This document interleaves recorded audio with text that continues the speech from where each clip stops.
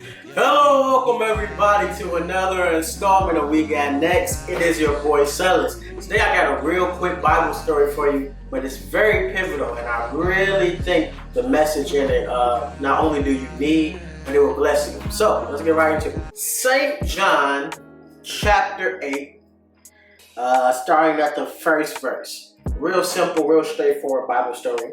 Make sure to like, comment, and subscribe. Verse 1. Jesus went unto the Mount of Olives, and early in the morning he came again into the temple, and all the people came unto him, and he sat down and taught them. Jesus coming in his earthly ministry, he gets to a place, comes to the temple, and now he's teaching. Verse 3, and the scribes and Pharisees brought unto a woman taken in adultery.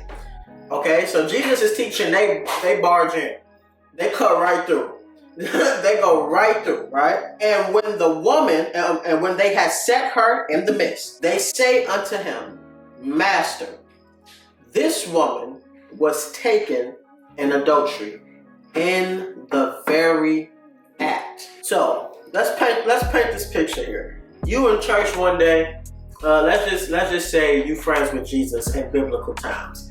You sitting down, getting fed, getting the word, and then somebody barges through the sanctuary doors, or at that time, just brought her in wherever they were praising and worshiping at. And they saying, this woman was caught in the act. So she was in the middle of having intercourse, and they grab this woman and bring her to Jesus. Okay? Verse 5. Now Moses and the law commanded us that such should be stoned. Verse 5, Easy English says, in God's law, Moses says, we should throw stones at this kind of woman to kill her. So the punishment for the crime is that she be stoned to death. So that's literally throwing stones at this woman until she dies. That was the consequence, the price of that sin at that time in Moses' law. Here's the most pivotal part of this message, and I really think it can bless you. Verse 5 says, but what sayest thou? We have to think about who Jesus is. Jesus came not to destroy the law of the prophets, but to fulfill them. So Jesus has to be very masterful in his response here. Because if he says something that goes against the law of Moses, they will question to see who Jesus is. Because if you're going against the law that was already taught, we've been taught this. This is what you told us to study.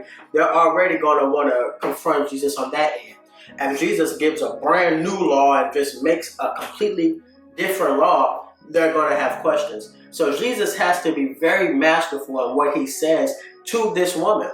Because while, of course, in 2023, we understand that this is not only outrageous and blasphemy, it's just crazy to have accusers bring you into the temple to expose you.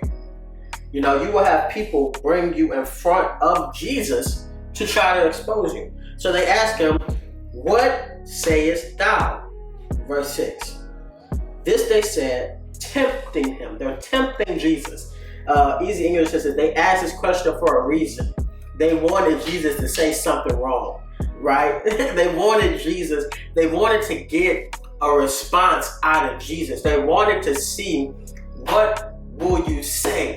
Looking for something where Jesus messes up, where he goes against the law, where he can say something that's not right. They're waiting. They're waiting on Jesus to mess up. Verse 6.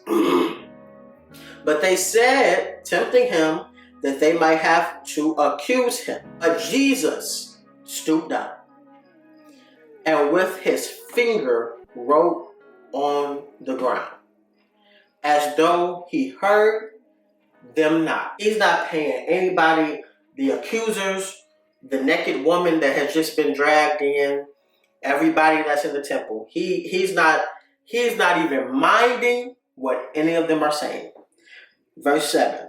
So when they continued asking him, they kept asking, Jesus, what's up? What we gonna do? What you gonna do? He lifted up himself and said unto them, he that is without sin among you, let him first cast a stone at her. Why is that so powerful? Why you getting happy, Cellus? Because Jesus, in one verse, in one statement, in one just phrase, single-handedly debunks everybody's thinking. He says, I know what the law says, and I know everyone around me is waiting for me to say the wrong thing so they can jump down my throat and even kill me. So this is what I'll do. It is law for them to be stoned to death.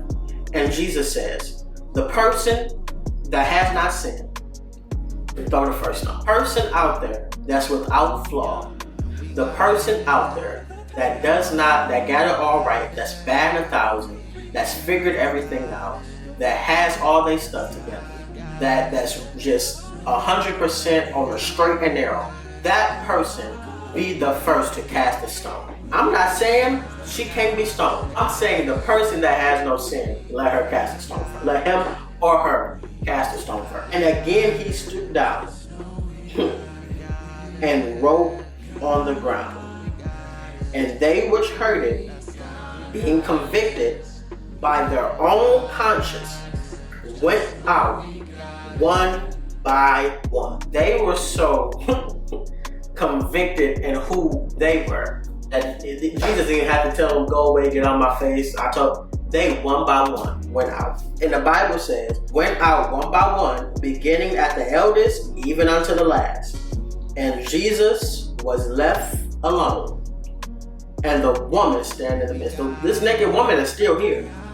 Mind you, they caught her in the act. I'm pretty sure they didn't say, hey, put some clothes on before we take you in. They brought this naked woman who had just been caught cheating on her husband, brought her into the temple, looking to stone her to death, looking to kill this woman.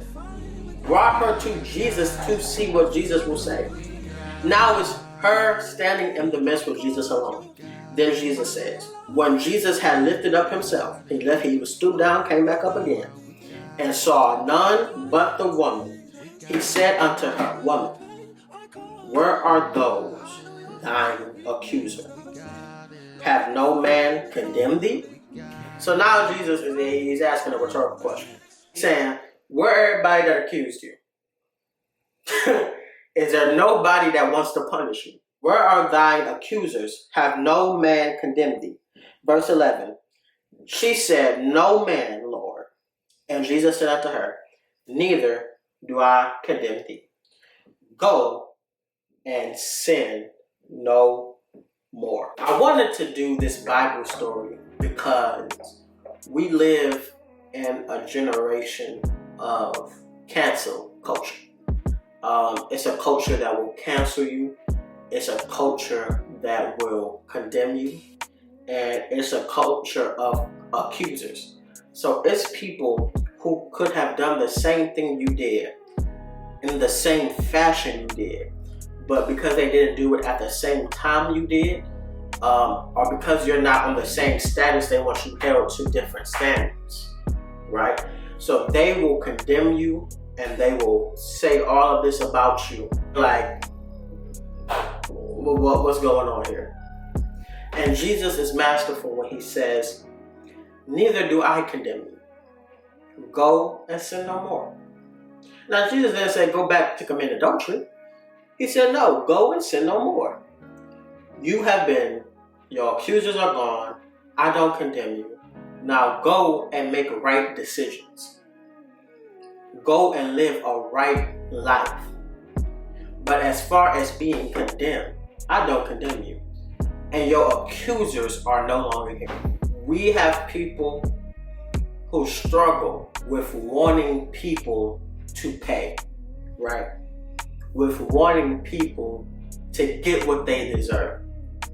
But the truth of the matter is, it's vengeance in the Lord. Vengeance is mine. thus saith the Lord. My friends, I want you all, as you go throughout your day, week, month, wherever you might be when you see this video, not only remember that it's sin in you. When you are at a place where you have passed one level and one obstacle, don't forget that you used to be there. And the first step is to sweep at your own front door. And the only time you should ever look down on a man is when you're picking him up. Listen, God bless you, God keep you. I love you as always. Thank you so much for watching. I'll see you very, very soon. Remember, next time you think you can't, you can. We got next. Till next time.